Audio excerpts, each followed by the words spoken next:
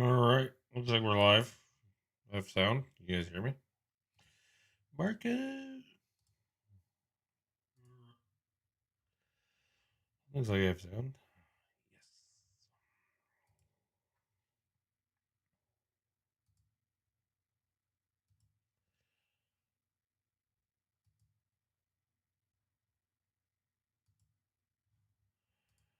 Yes. Okay. So, welcome to SEO This Week, episode 172. As always, I had a good weekend. It's not as always. Too lazy to do the show. Ha!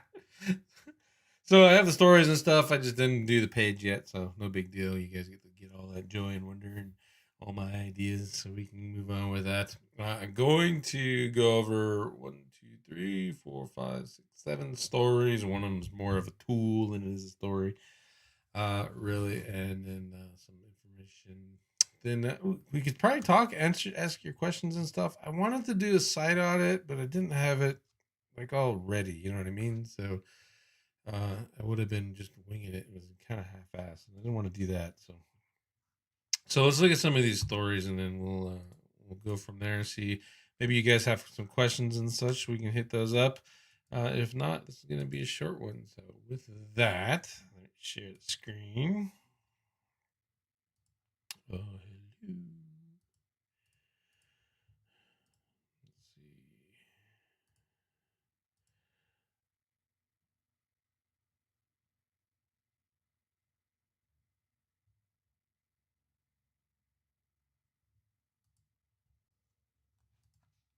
Okay. Jeez. All right. There we go. I had this stuff. Some schema things I'm working on.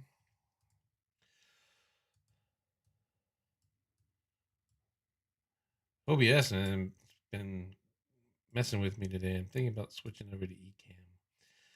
And I think that's why I'm getting all these bugs with OBS now. It's like, you're cheating on me. No, but I was looking at Ecamm. Ecamm's monthly, OBS is not. It's free. But Ecamm seems pretty good. And there's a lot of people talking about it. And you can actually use it to do like legit live stream stuff, kind of in so much as like a Wirecast or something like that. So I was thinking about testing those out and seeing if there's a little bit we could do with it with Ecamm versus say OBS. All right. So with that, let's go look at this one. This is which is better for your website, backlinks or content? It's from Adam Reimer. It's written on a Search Engine Journal. I kind of love them. But it's actually a decent discussion to have, even though I may or may not agree with Adam. You know what I mean? So, especially when you're talking to clients in particular about SEO methodologies and stuff, like they hear oh, I need more high quality content, or what is the other one? Posting velocity, content frequency, that kind of thing. Um, how do you approach that versus telling your clients, hey, we need to do more backlinks? And the reason I think most SEOs will end up having that conversation is because clients can't see backlinks in the same way that you and I as SEOs look at them. So we can look at a set of backlinks and go, those are great, those are good backlinks, and they're going to rank the website. And the client looks at them and just doesn't see, oh, there's not my relevancy. They're not talking about me, blah, blah, blah.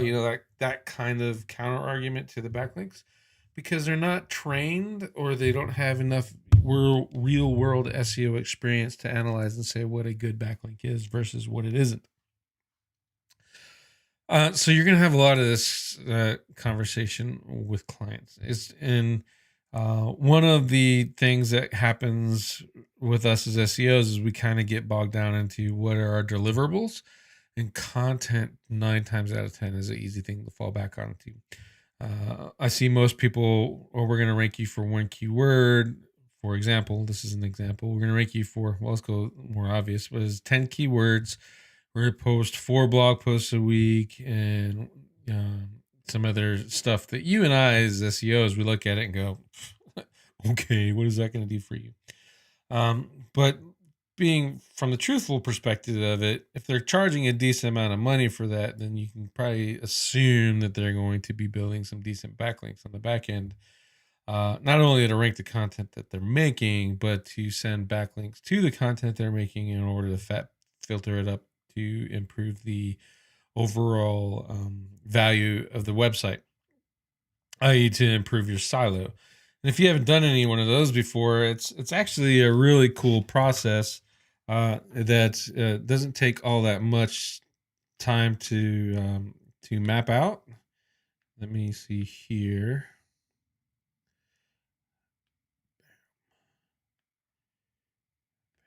Obviously, you guys can't see what I'm doing because I'm on the iPad. But so you're basically what you're doing is, here's your money site, right? This is your money page, and you create a and this is how this is one way to do it, but you can create a let's say your money page is a location. My fat thumb got in the way there. Hold on. This is a location, right? And then this is your location page that links to your money page and all your other location pages. Let's, for the sake of argument, I'm just going to save the boxes, but you got 5 of them, and you have 5 links on here to each one of these money pages. What you can do is create some silo content to these locations. Typically, this would be more because you're only doing locations in general. This would be more niche relevant stuff, not location relevant. So, and then what you do from there is actually build your links to this, to these, and these are all interlinked, and they are all linking to the location page. And these are all linking to that. So that you can build your links to these and keep your 4 pieces of content a month or whatever you're selling. Right. And then on top of that, and then you can also link to this. And instead of linking to your money pages, you're linking to your location page and passing all that juice up into your location pages. So that's another way to think about the silos and backlinks versus content, because you're going to be taking that information. There we go. Because you're going to be taking all that content that you're creating and you're going to create backlinks to it, but your client's not going to understand the silo structures. Obviously, you can teach them that, but if you're teaching them that, then what do they need you for, right? Or you can teach them about the backlinking hacks and some ways to filter link juice, etc. You just got to be a little bit more careful when you do that, because again, you can get them lost in the weeds, and they'll get in their own head to develop their own expectations from that, and it could burn you. But you can go with this piece of material here. This is actually pretty good reading. Content helps with site structure, as we've talked about that, defines page topic. Offhand talked about that because we're talking about location pages, and I put that location page in there in between, but you can define the page's topic using more content. Content is why people link. That's not a lie. This is why you get natural links. It's not why you'll get the SEO links that'll help you rank, but it is why you'll get natural links. So building upon that is not necessarily a bad thing, but this is a nice one too. And then the obvious content is for users. Users are what converts and gives you money, right? So this is a decent post. Again, I'll share the link when I get the page up. Check this one out and just kind of reformulate this to yourself, so that you have a better argument when you're talking to clients, and especially if you're selling the blog posts. We're going to do X amount of pieces of content for you, and what kind of thing is part of your selling proposition. Let's see. Outreach tips. This is from Rand Fishkin, and I like it because it tells you to be different than everyone else. And here's some examples. I think we've probably all seen these. Where the heck is that list he had? Here you go. Will you link to my resource that's relevant? Participate in my roundup. These kind of emails, right? And basically, the entire crux of this post is you should stand out and be different. I will point out to you that there are some things in here that you can only do if you're a known person, a known brand, a known celebrity, and you have a whole bunch of friends that have websites, etc. So some of the stuff that's in here, like it probably only work for Rand, you know what I mean? Or if you're a quote unquote influencer, or as the SEO world wants to call, as a guru. But there's let's see here. Here's his tips and tricks. Contact your inbox first. Again, only really matters if you have your unknown guru in your inbox. In particular, he's got LinkedIn in here, isn't full of people that are just following you so that they can sell you things, right? And in Rand's case, he's popular and known enough that he has access to legit people that legit want to know him, versus just sellers. Same with his YouTube stuff.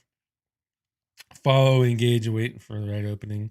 This is okay. The concept behind that really is you build links by establishing relationships, and then hopefully, as the course of that relationship goes on, you will get a really super duper good link. Now, this works if you are, let's say you're a plumber and you're in a plumbers association in your local area, and you become friends and you build that and you establish a relationship, and then you get some trust, and then you say, hey, let's interlink to each other.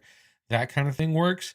Or if you're an SEO and you're going to conferences and you're building relationships and you get some really close friends that have some really super good websites, like you want Rand to link to you, for example, you start a conversation with him and you carry that on social media, keep that engagement, and then as time goes on, eventually you earn a backlink. It's a very long play. That's like the long play of SEO, right? So you got to keep that in your mind. Another one is this offers this testimonials tip. It's really good. I actually have used this on my own, but you for it to be valuable, you just can't be some schmo, right? You already got to have personal branding. You got to already have an audience, because otherwise, what does anyone care that your review is on there? And if you're just a schmo, then they can use one of the other 100 schmo testimonials and reviews that they got just as easily as they can use yours. Why should they use yours? You know what I mean? So this will work off a lot better for you if you're not a schmo.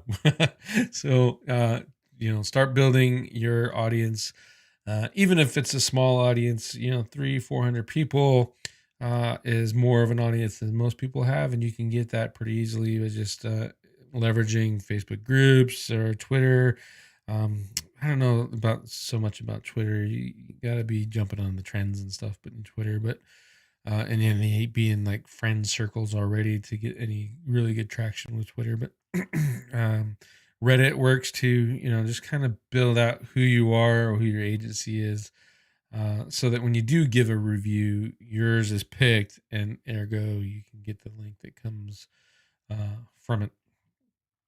Should they be using links on their thing? And then content series, it starts with a series of guests. This one actually works pretty good too. So you can do this one on your website, or you can do it in a YouTube series. Craig Campbell, he's building his personal brand outside of what he already had established with the SEM Rush crowd, by going to speaking at conferences, and now he's got like 3 or 4 YouTube shows. So you can. This is another way for link building. Uh, in this model, like when you're doing SEO this week, for example, and we have guests on, and if I was more targeted with a selection of guests, I can actually get them to promote to new audiences that they otherwise would not be exposed to, and then they can link to the website as saying, "Look, I was part of SEO this week."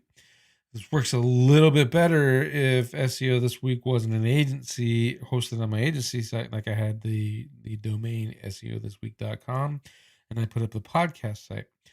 But if you are doing something like that, like how I used to take the YouTube show and turn it into audio and put it on Apple and Spotify and all that stuff, right? There's even more reach from it. So this is a great way to actually get some of that attention. And just remember that you specifically have to, in order to employ this the right way, is find people that are going to promote themselves on their list by promoting your show to their list. You know what I mean? So don't just find people, oh yeah, I'll be a guest, and then they don't talk about you. They don't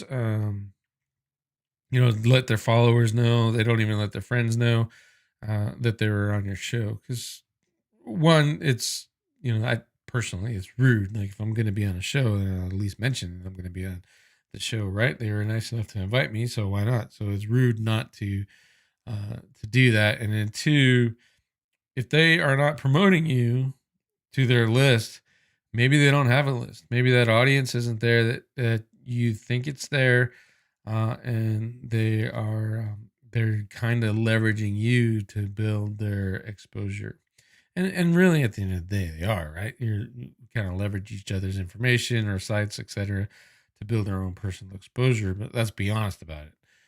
So if you are starting a brand new podcast, don't find people that are brand new to your market to to get them to be on your show. Find people that are already there, that are established, and you can build upon their audiences. Just be clear, that's what you're doing. That's what we're all doing. But you don't have to be sleazy about it. You know what I mean? And then this build your own private application group. I love this one. This is probably the best tip on here in this entire thing. I don't know if you guys have been around very long, but back in the day, there was a site called Triber. And I'm not even sure if it still exists, but the basis of this site was you go in and you enter your social media stuff, right? So your Facebook, your Twitter, I think Google Plus was in there at the time, and I was ranking web pages with that like gangbusters, because the concept was that it was those profiles were all manually reviewed, and the posting limits were kept down. And when you posted into Triber, you got credits for reposting everyone else's. So for lack of better numbers, is for every post that you shared, you got a credit to share, to have your friends who are in your tribe share that post, right? So you can get and reach real audiences and real exposure using the shares feature inside of Triber.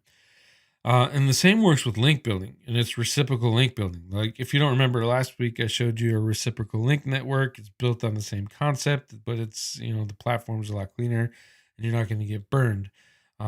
If you haven't checked that out, go to the description. You'll see it. It says link service. Click on magic.digitalear.com and sign up to it. There's a free section and there's some paid parts too. But it's essentially what the private application group is, except you don't have to do any management stuff. If you were doing in the way that this is set up, it's just creating a Slack group, Skype, or whatever the hell your preference is, getting people in that are going to legit give you links, and then managing amongst yourselves. Hey, I need a link to this. They all give you a link, and then when they ask, you give them a link, right? And it's essentially how that works. And you amplify to your audience or whatever. The downside of these is you can offer that kind of a group. I want to create this private amplification group, and you'll get 100 turds that want to join just so they can get backlinks, but not one of them will actually give you backlinks, and they'll be quiet about it, etc. And then the downside is you have to manually look at, okay, for instance, Vinay wants to join the group. Okay, Vinay, what site are you bringing to the table, or what social media? And then he's like, well, I have this brand new website I just built yesterday. Well, Vinay might not be a good opportunity for your group, right? But let's say Vinay has this brand new website, but he's also saying, I'm going to post your links on my Facebook page. And his Facebook page has 1 million followers. And every time someone he posts to it, he's getting an average engagement of, say, 1,000 shares. Then Vinay would be joining my group. You know what I'm saying? So it's really manual to go through that process, but it's certainly worth it, and it's probably the best um, thing that you can do is join these reciprocal linking groups. In particular, if you can keep them targeted with the market that you're in, which, by the way, that's what my reciprocal linking program does too. So again, check it out, magic.digitalear.com. Okay, so this one is pretty interesting to me, and it's an online agency telling people how to make a request for proposal, and it's giving them a template. And at first, I was like, I don't even like giving proposals. Why the hell would I do that? Because people that are asking for proposals, 9 times out of 10, under the systems, if you're going like a system wide thing, they already pretty much already have a provider online and they're just shopping for a bunch of different prices. They're doing their quote unquote due diligence, and then they're going to go hire their Uncle Joe, who also does web design on top of his bee removal service or some madness like that, right? Uh, or they collect all this stuff and then they just go price shopping anyway. So typically, I just kind of and the hey, I need a proposal. And I'm like, well, look, here's the prices. Is the prices good for you or not? Oh no, that's pretty expensive. Okay, then I'm not going to waste my time with a proposal because clearly you're price shopping. You're not um, quality shopping. You're price shopping, which is totally fine. Some people just have to do that, right? But what I like about this is if you guys are ever in OMG or heard about OMG machines, Greg Morrison, Mike Long, and at the time Cotton Grammar, etc., they had this discovery form, right? So you fill out the discovery form, you tell the marketer about your website, etc., and then that is you use that for pricing. You take the discovery form, you look at it on, based off your experience, et cetera, what is you're going to cost, what's going to cost you to rank, and then you say, all right, well, here's this is what's going to cost for me to do your marketing. I saw this and I thought instantly, why don't we flip this on your head? So I'm actually going to turn this template into an RFP form. So what's going to happen is on Digital Ear, instead of the quote unquote discovery form, I'm going to have a button that says request a proposal. And then they're going to go through and fill out all this stuff from my template. And I'm going to add some stuff to it and probably take a lot of what they got here in their RFP template and turn that into a form. And they're basically going to tell me the same stuff that I got for the discovery form. Now, I've removed the whole mystery of the discovery form. They're requesting more information from me, which is the farther they get along in the form, or even filling the stupid thing out in the first place, they're going to instantly qualify them like they're serious that they want marketing, right? So we got the serious thing out of the way. We know that they want to do it and they know how important it is because they're taking the time to fill out the form with quality answers. And the only question left at the end of it is, how do I accomplish what they want? And then what is my pricing going to be? So I take their form submission, flip it around into a Word document, answer each one of their questions, and then give them a price on the phone call. And I believe honestly that I'm going to close a lot more clients doing that. So I'm going to definitely knock this one out and amplify it. Stay tuned. We'll see how that turns into. It works for us over at Digital Ear. So this is really cool. So check it out. And if you like that, give that a try yourself.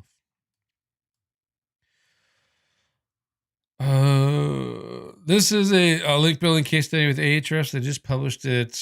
Was it 4 or 6 days ago? And basically, what they did is they took this list of SEO statistics post, and turned that into a link attractor. And I like it because you can. Basically, you just is these stats update. You just change it, and you can update this and change the numbers, etc., and just build new stats all day long. Downside is you gotta have the numbers right. So, but in Ahrefs' case, they're pretty lucky for it. And this page actually generated a whole bunch of stats just doing that. So, how do you use that? Well, as SEOs, if you're an SEO agency, you can use that by collecting. Let's say you're a surfer user. you want to collect specific stats about one aspect of on page from the surfer tool. Keep that going for a while, and then you can make stats based off of the top 20 or 30 stats in there. Same with a pop user, Quora users, kind of build that up. But if you're a local business, you can kind of do that just watching your customer trends. Your average customers are spending this much on a leaky roof. They're spending this much to repair that leaky roof. They're spending this much to replace it when they could have just done this to fix it. That those kind of things, and having that information will actually work pretty good. And you can get stats off of Google. So let's go roofing. What is the average price of a roof? Average cost of a roof. Average cost of a roof right there. There's a stat. So and you just kind of go through. Here's some more. What is a new asphalt roof? What is the average price to tear off and replace a roof? Those are all stats, right? So you can build a stats page stupid easy. And then take that information and then turn it into something that you could do with a content piece. In so much as a content piece, you can bust out this tool, phrase. I like phrase, and drop my same question in here. What is the average cost? I guess I could spell cost, but Google is smart enough to figure it out. What is the average cost of a roof? Sign in.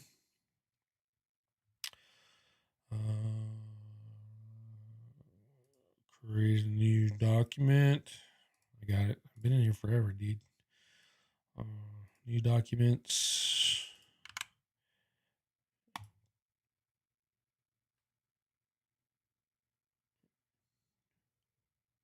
This is going to be really cool. Watch this. We're going to create a stats page right in front of you. What is the average cost of the roof? It's going to go through, run its own thing, do its checking, blah, blah, blah. Questions. How much does it cost to replace your roof? All right. So roofing contractors and pitching because mistakenly there's no cost in there. We don't need that, but we have that question. Here's one. The average cost to replace an asphalt roof. The average cost to replace and install a roof. Roof replacement. New installation cost, 20,000 more. Repair cost. Leaks. Let's see. Roof replacement, depending on. Here's some more. Roof shingles. It's more. Is roof damage? We don't need that. Roof cost factors. There's flashing. Repairs flashing in the chimney. There's some related stuff. So 1, 2, 3, 4, 5, 6, 7, 8. 1, 2, 3, 4, 5, 6, 7, 8. 8 questions already.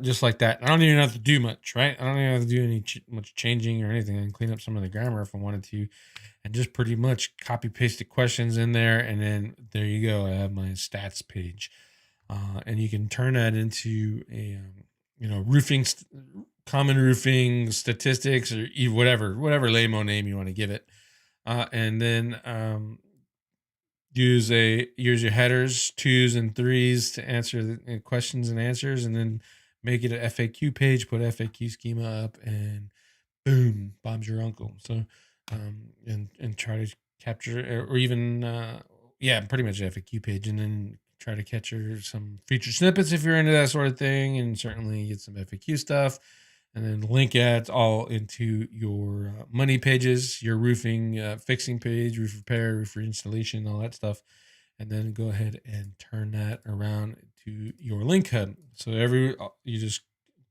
2019's roofing statistics, whole bunch of links that shoot to those pages. 2020 roofing statistics, whole bunch of links shoot to those pages.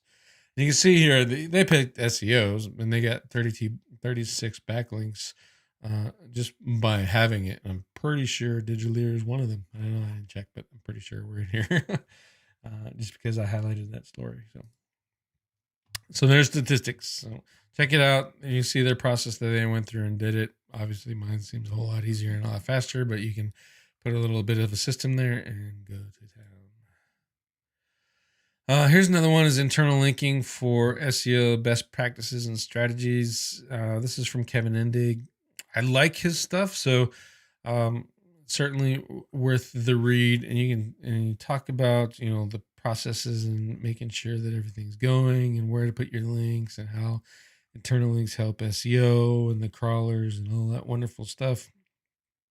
Um, so this is a good lesson, and you get more to the point. You get access in his article to some of the patents and stuff if you're into that kind of thing, and just kind of drives home to me the importance of internal linking and why it's in the patents and what you should really be doing about it. Although I will say that this is stuff that's in the patents, but this is pretty much the diagram, right, that everyone follows. Check my mouth. Link A to B, and then you just kind of do that, and you get those internal links going. But you could take that to a whole nother level with with cool silo structures that are well thought out, and to build more of a way of something like this where you have that a nice little link hub. This right here is my link hub. You have that to send all your links to um, from your internal pages. And let's say you bought a PBN right here to link to this, to link to that, or there, yeah, to link to this one, right?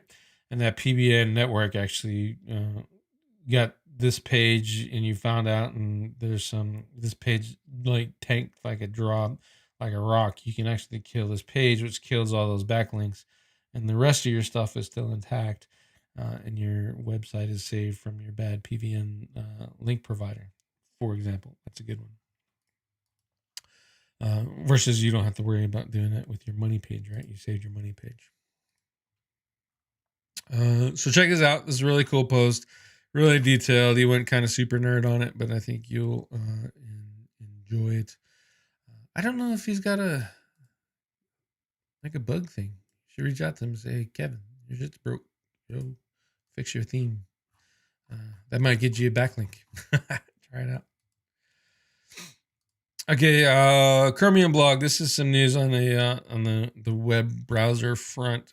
There's a feature now in Chrome in your browser. If you hold over the link, it'll bring up this window and it'll tell you if they identify your page as a fast page. I don't know that there'd be a whole lot of value in this right now, but I guarantee that it's probably being fed off Core Web Vitals. They all but say it in here. And so if the Core Web Vitals are seeing your page as a fast page and then feeding that to the browser in this experiment, that may be something of value in the future when you're talking about mobile first indexing. So I would keep an eye on that. If you're looking at yours and yours is consistently saying slow pages, but you know that your stuff is on point, like users see it fast, you're on your phone, you can see it fast, etc., then you might want to just ignore that test. But for right now, just it's cool. Keep an eye on it. Go to your top 10 for your target keyword. See if Google's saying all of those are fast pages. If they're like all like slow pages or boring pages, or what I mean, the different levels other than fast, then you know that you probably don't have a whole lot to worry about aside from the user experience, which in my opinion is more important than the grade score that you can get from any of these tools. Even my favorite, webpagetest.org, which is integrated into Core Web Vitals now, by the way. And then finally, another log analysis post. I think I shared a tool last week to help kind of get ways to get your log. And then this is a tool, and I actually tried out Jet Octopus when they first launched it, and it was actually pretty good. The downside is if you don't have access to your server and you can't get your log files from your host, and log files are pretty much useless for everybody. You have to be able to get and pull that information out of there, right? In order to get it, even with Jet Octopus, and most of us don't. If you're on a shared host, you really don't. I don't know. I don't want to spend too much time going over this, but here's some of the things that you can do with the log file. If you have access to your host, you know how to get your log, or your host will help you get your log file. Here's 21 things that you can look at and say, all right, that's what I need to do with my log file. like, oh, this is why it's important to me, right? Mainly what I look at the end of the day is orphan pages, uh, not visited pages you get out of your Google Analytics, and then at the end, and then find stuff that maybe it's blocking. Like you have 90% of your website is on orphan pages, and the Googlebot goes there and gets to that one page and then it's done, and it's like, okay, I'm wasting my time right there. But you don't need your log file to do that. You can actually use a tool like this one, like Sitebulb here. This is the site I wanted to audit. You can use this and just kind of look at the visualizations or the crawl maps and say, oh, some things getting stuck there. This will tell you there's orphan pages, and just tell you have a whole lot of issues, right? And like there's this nice little ring. They're all linking to this products page. Here's all their products and stuff. But if you look at a site and it's energyharness.com, if you look at it, they get this product page, but it doesn't tell me a whole lot of anything, right? So there's no optimization. But for the lack of better, without having access to the log, I can pretty much see in the visualizations. Let me zoom in. Can I zoom in? Load a graph again. Where's zoom? There you go. Jeez, so you guys can see. There, you should be able to see better. So you can use this to just kind of simulate what Googlebot is doing, and see if you have any issues. Like you just have this random post. Let's pretend this one's all by itself and is linking to the homepage, or it's just like there. It found it in the sitemap, right? And it's all linked to the homepage. You could pretty much consider them orphaned if they link only to the homepage and there's nothing linking to them. They're kind of orphaned, right? So this type of visualization will help you out and figure that out. It's not 100% accurate. Like I can build complete silos, linking, have a hub page, interlinking all of these pages and everything, and it's not always going to find that stuff. So you got to dig in there and use your eyeballs and your experience, but you can get some good results with that. Alrighty, and that's the last story. Yeah. So with that, I've been rambling on here for like 45 minutes. 38. You guys have any questions, bitches, gripes, complaints you want to talk about? If not, I'll just show you a reminder. Click in the members or in the description there, and you can see the my reciprocal linking network. It's the same. Complete disclosure, it's the same network that the NFG FEO guys they're in. They're selling it. Craig Campbell is just getting on board, so my guess is pretty soon he's going to be selling it to you. But it's the same thing. You essentially there's a free version right here, and then there's a linking where you pay per keyword per month. On that topic, someone that was seeing it for the first time goes $50 for one link per month is expensive. And that's actually kind of typical, right? So if you ever paid for Matt Diggity's links, it's one PBN link for $50 per month, and then depending on the metrics of the link, right? In this case, it's $50 per keyword. And what that means is, let's say SEO, just because it's easy. The SEO, your keyword is city SEO. And then the plugin will do its thing, and then you will get as many links as there's sharing sites within for that keyword, within reasonable doubt. You know what I mean? So like, I think I put a rehab website in there. And we got like 50 links from other rehab sites. So it's 50 links for $50, right? So what, $1 a link. I put my mobile client in there. I think we're averaging probably like 10 to 15 links a month, just because the market's a little bit less. There's less sites in there doing the reciprocal linking for mobile. So think of it that way. You're not getting one link for $50. You're getting multiple links for $50. And the more sites that are in the system, which is why I said, even if you don't want to pay for it, join and put your sites in there for free. The more links you get. If you are using the free one, bear in mind, you will give more links than you will receive. The way it works. You're getting something for free, so you're going to give a little bit more than if you were paying for it, right? So, but I like it. It's really cool. The system inside, the dashboard is cool. I'm going to do another video on just the dashboard and how to get that around it, but I don't want to give away all the people who signed up with me. I don't want to give away their sites and stuff, right? So I got to do it, record it, so I can do the whole blur and all that madness and walk you through setting it up. And it's really good. It's clean. There's no over optimization. You're getting some really good content that gets put on your website to link out to other people's stuff.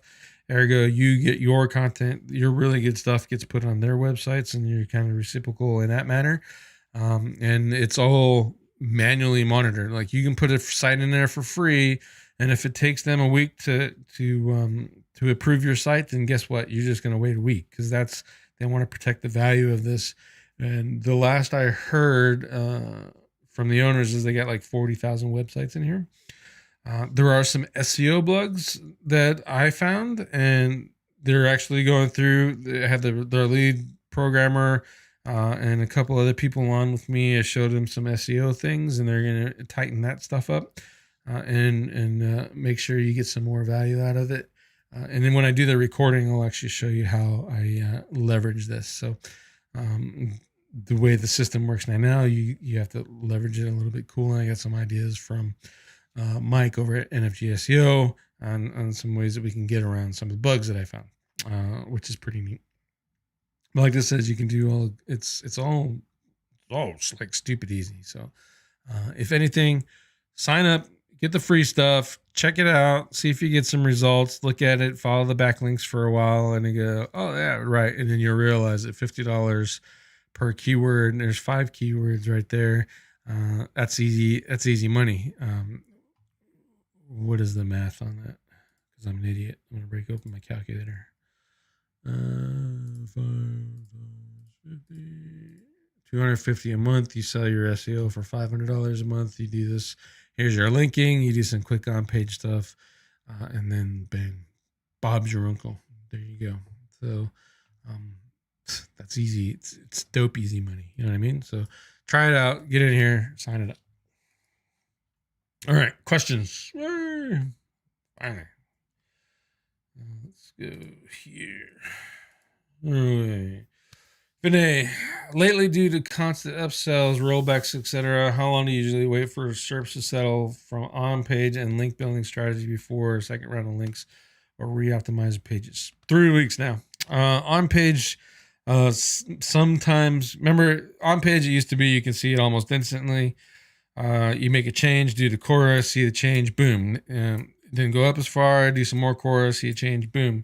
And then I think, honestly, what happened is because of tools like CoraPop, Surfer, Zorro or Zora that's coming out in SERPworks, and others, Google is just like, all right, and we're done with that madness. We're going to slow this down, and you're going to have to wait just like everyone else. So 3 weeks is how I look at that.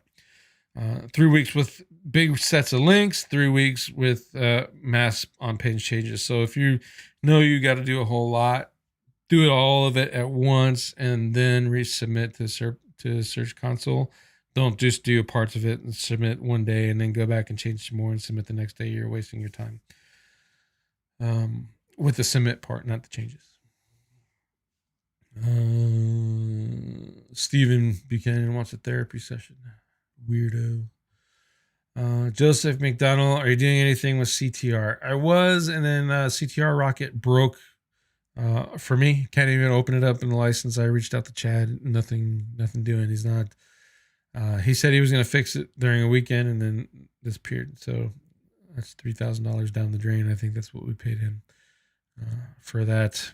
At the end of the day, though, CTR stuff is. I look more at getting organic CTR clicks versus manipulating, because it's been my experience that regardless of the method of traffic that you're using on Google and or Bing, as soon as you stop that traffic, if the natural search volume is not gaining or keeping you in that position, you're going to lose that ranking position. So I think that's more of a short term play. If you're doing a launch jack or something like that, then go for CTR, because it's, you're only going to keep it on during the launch, right? And then once the launch is over, drop that thing.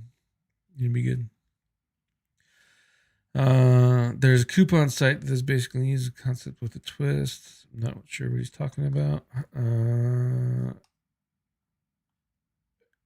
Everhard Strauss. Obscure anchors, though. Will they create content to satisfy those? Mountain bike puncture repair. I'm assuming you're talking about the reciprocal link. You can actually let them do it, or you can write your own. And obviously, then I go in there and make sure for quality, and you're not just putting spin garbage in there. But you can actually write your own article in there, and you can spin it as much or as little as you want to, and that'll take care of it for you. 40K websites. Yep, 40K websites. That's the number they gave us. I didn't get 40,000 links, obviously, but that'd have been cool. Let's see. On the SEO video show, you mentioned finding a mentor for learning SEO. What makes a good mentor-mentee relationship? What should a mentee know before approaching a mentor? That's a good question, actually. First, as a mentee and a mentor, you have to find that person that is not going to take advantage of you. Ergo, if I was looking for a mentee, I want someone that's going to stand up for themselves, that's going to go, hey, I'm being overworked, that is going to be able to talk to me and say, I don't know what I'm doing. And then as a mentee, I want that person who, when I say I don't know what I'm doing, they're going to actually legit take the time to say, this is what you need, right? You need to do steps 1, 2, 3, and 4. And it's work. It's work for the mentee and it's work for the mentor, but they both have to be willing to do that. And I think as a mentor, you have just to be just as willing to put the work in as you expect a mentee to do it, right? So look, that's the first thing. And then what should a mentee know before approaching a mentor? I guess, honestly,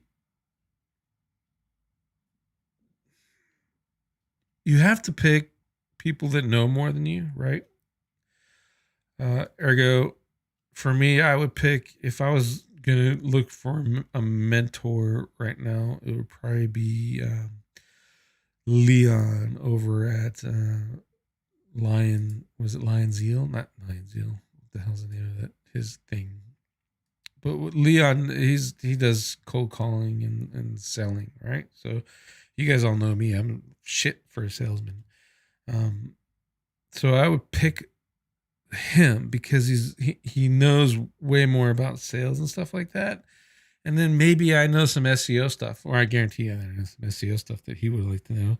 I've mentored him on the SEO side, not in a mentor-mentee relationship, but I've given him stuff and helped him on the SEO side, and he's already indicated that he'd be more than helpful to help me with the sales stuff, right? So that would be a good mentor-mentee relationship. PPC ads, for example. You're really good at Google AdWords, or you're really good at, like I'm looking for someone who's really good at YouTube ads and Google display. But you want to know SEO stuff, that would be a good mentor-mentee relationship, because you're bringing something to the market for me that I need. I don't have to search for a YouTube guy, but you want to know some more SEO stuff. And since you already get the ad stuff, I know you already understand some of the basics of market research, keyword optimization, keyword research, and all that stuff. And we can get on to the really cool shit versus teaching you the basics, right? So that's one of the ways that you could approach that to make it beneficial for both sides. Don't believe the hype. People aren't just going to help you out of the kindness of their heart and open their books to their businesses and just give you shit for free. You know what I mean? They're just, I'm not going to do it. I don't know anyone in their right mind that would just say, oh, this is my entire business model. Here you go. Because I want to, feel good about myself, and I want to improve the community. Bullshit. They're looking for money. They want something in return for it. So if you approach and think about that in the same way the mentor mentee thing, if you're asking someone to give you their life's work and their life's knowledge, whatever that life time period would be, but if you're asking them to give you all their hard-earned knowledge, and you better come with something in your hand other than the please, may I have another approach. And I guarantee you'll find that they'll find it refreshing, because that please sir approach is what's most people expect nowadays. They're entitled. They're entitled. I gave you a like on Facebook. I gave you a like on your video. I subscribed to you. I'm entitled to you to give me all your crap. No, you're not. And if you approach that mentor in a way that you're not entitled, where this is what, hey, thanks for having this conversation with me. Here's what I'm looking for. Here's what I bring to the table. I'd like to work something out to where I can learn. I can provide you my services of X, Y, and Z, and you can provide me the information I need. Okay, so that's it. Whew. Let's see. Thanks. Super helpful for a future SEO this week episode covering how to research a new niche. Would be awesome. Ooh, that's a good one.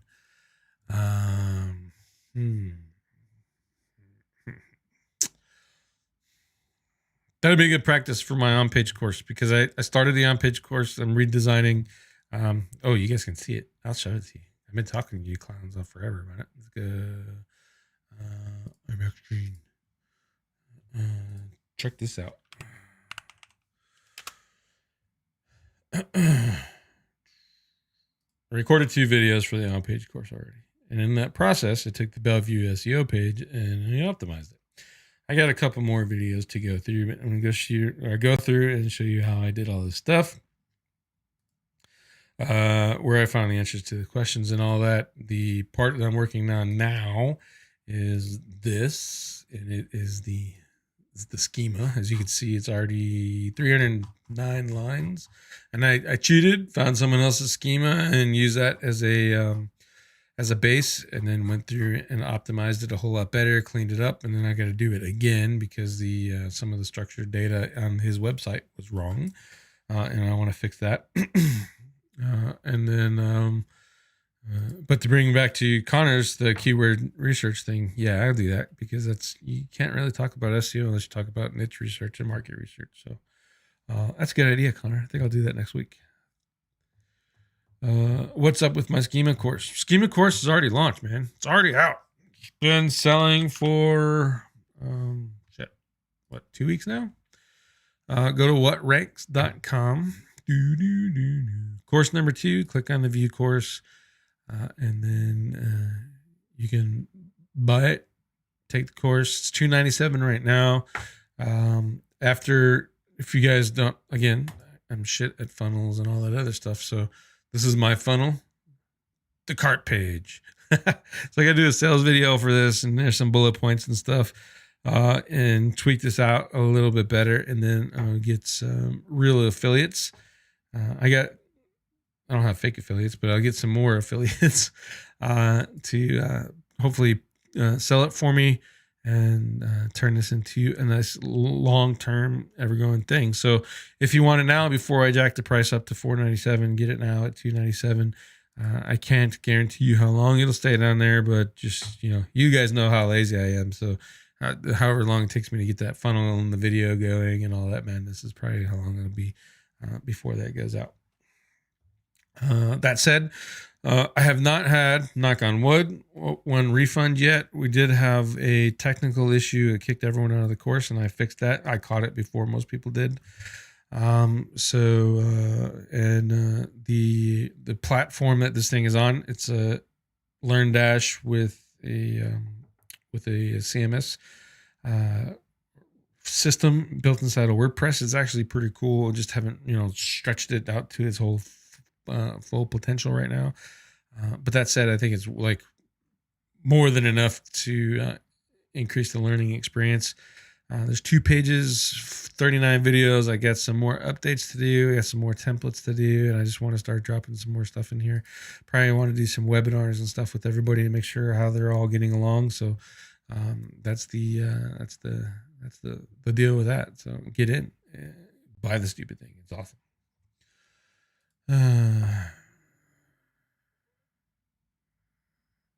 Let's see, Connor. For example, I met a dude who wants to start his own construction company, but I want to help him. But I don't know anything about construction. If, in that case, Connor, what I would think of more is business. From the business side perspective, things, profit, loss, net versus gross, time management, all that other stuff. If he's already a construction guy, he already knows about permits and plans and scheduling and subcontractors and all that. Showing him how to build the tools to take his knowledge and turn it into systems to make his life easier. That's where you can go with that. Let's see, Everett, would you perchance discuss the current state of rep management? That's an interesting one. I stopped doing rep management when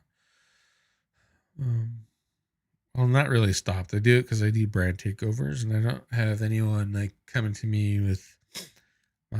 I've turned down a lot of people that are just douchebags and they have bad reps because they deserve it. So I stopped getting a whole lot of rep management requests. You know what I mean? So I'm not that into the current rep management state of rep management. I can show you guys SERPWoo. I'm going to show that. I'll do that. We'll show you some SERPWoo stuff on their rep management stuff that they have inside that I used to quite success.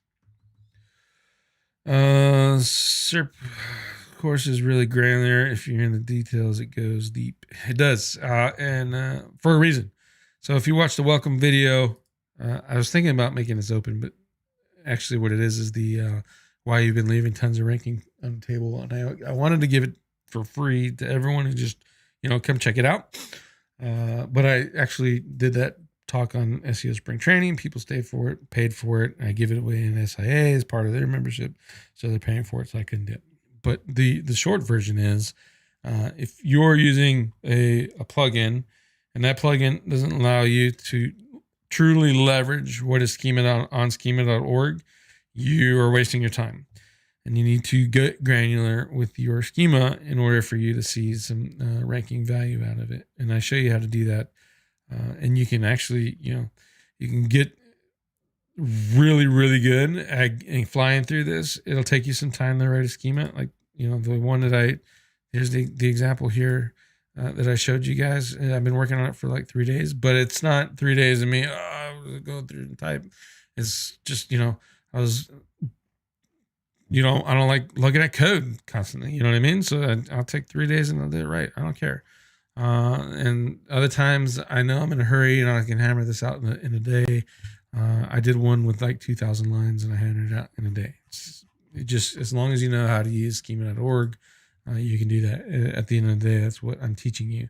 I'm showing you, I am looking at, you can take this and you can look at the Google Dev site and you can look at this and go, covering the same things. I am, because a lot of the stuff in there is driving rich snippets. Ergo, rich snippets is what 99% of people think schema is all it's for. And I show you that it's so much more.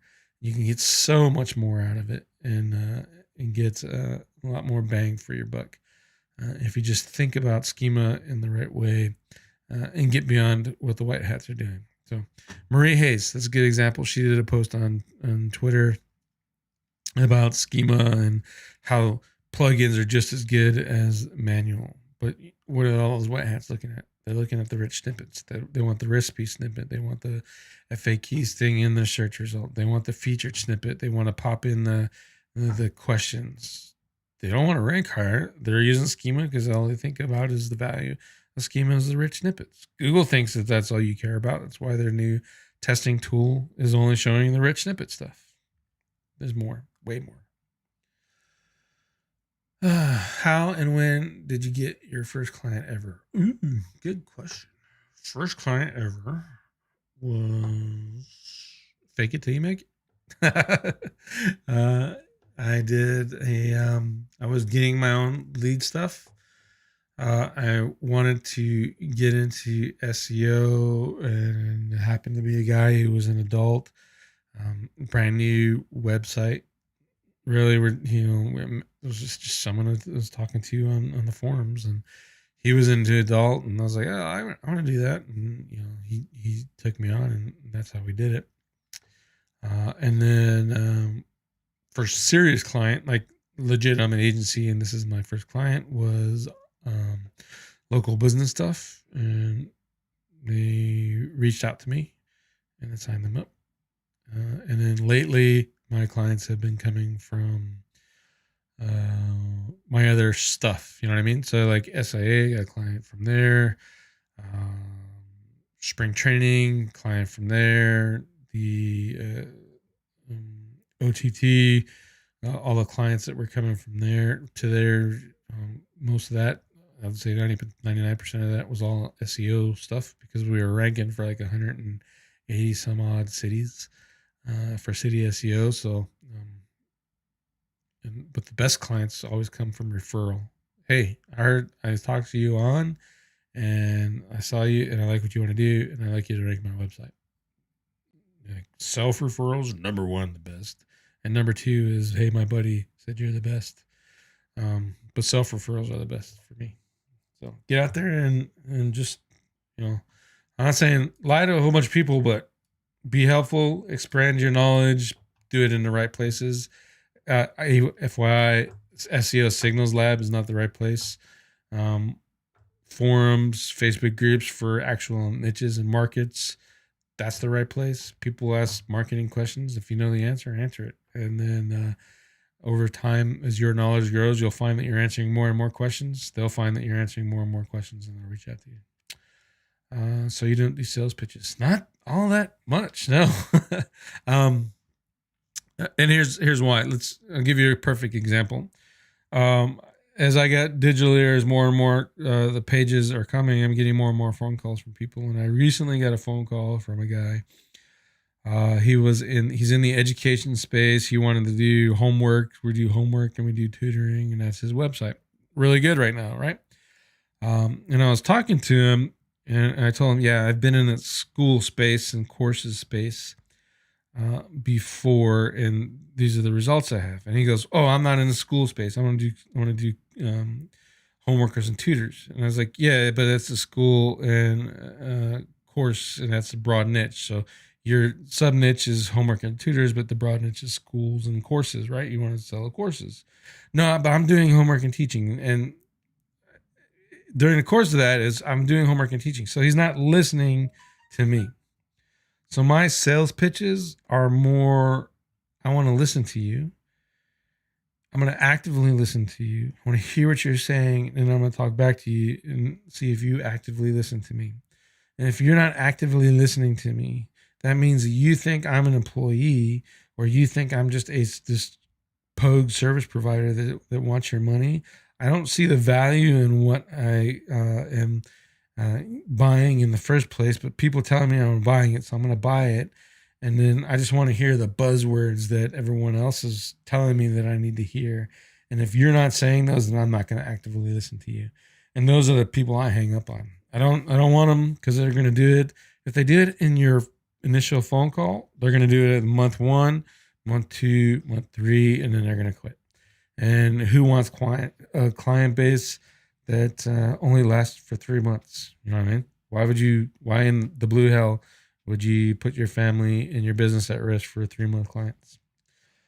So do I do a sales call? Yes. Is it really a sales pitch? Not really. No. What is my unique selling proposition? I'm just going to tell you the truth. You know what I mean? And I think you can pretty much see in any group, any copy, all that stuff, you can tear that apart and see that people aren't telling the whole truth. And I sell SEO. I don't sell leads. I don't sell website traffic. I sell rankings. And what you do with the with the leads and the traffic that you get from those rankings is your problem. And if you can't sell your clients, then there's an issue there, right? And maybe that turns into an upsell where the call tracking, here's the recordings, here's people that are answering your phone. There's a problem with your sales. Maybe that turns into an increased value and you kind of expand upon your money and stuff like that.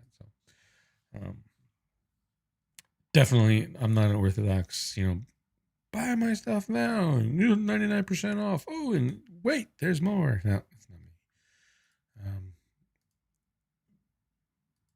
Our sales guy at OTT, he doesn't even like having me on phone calls unless he actually has to. Zero patience for dumb people. All right, so I think that's it. Now we talked for an hour. Hopefully, I gave you guys some good insights, things to talk about. I appreciate the next topic there, Connor, the market research. I think we will get into that for sure. I think I'll do that next week and see if we can find some good stories and stuff that are relevant and new, and we can do that too. And Christoph wants to wait to the last minute. He's that guy. Is it okay for schema snippets to be separated? So the single snip thing that I'm doing is called graph. If you look at any Yoast thing, that's how that's set up. It is a pain in the ass, but it is okay to do it as long as you're using the ID tags in the proper way to associate those things and maintain your hierarchy. Google's gonna kind of rip things out on their own anyway, but if you maintain your hierarchy, it's a lot better for Google, and you use the add ID graph, add ID part of schema to do that. So it's perfectly fine to have your organization in one, website in another, web page in another. If you wanted to go that way, and it's easier for you, that's for sure. All right, that's it. So I'll see you guys next week on episode 173. This has been episode 172 of SEO this week. Thank you all for watching. Don't forget to hit the like button, thumbs up, thumbs down. Engagement matters. And share with your friends, man. If we're that awesome, let everyone else know. Appreciate you.